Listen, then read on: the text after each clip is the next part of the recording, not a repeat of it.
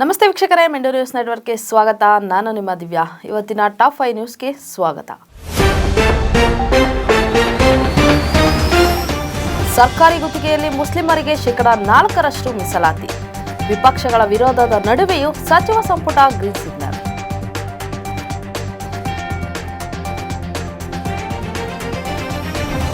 Another Hampi RR. Israeli ಯುವತಿ ಜೊತೆ ಯುವಕರ ಅಸಭ್ಯ ವರ್ತನೆ. ತಲೆಕೆಡಿಸಿಕೊಳ್ಳದ ಪೊಲೀಸರು.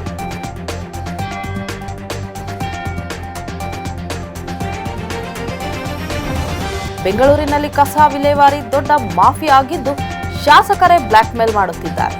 ಡಿಕೆ ಶಿವಕುಮಾರ್ ಕಳವಳ.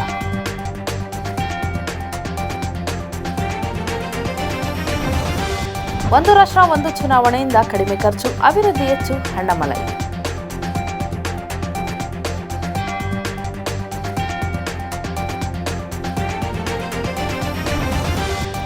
ರಾಜ್ಯ ಸರ್ಕಾರ ಬೆಲೆ ಏರಿಕೆ ಗ್ಯಾರಂಟಿ ಯಶಸ್ವಿಗೊಳಿಸಿದೆ. ಬಿವೈ ವಿಜಯೇಂದ್ರ ವ್ಯಂಗ್ಯ.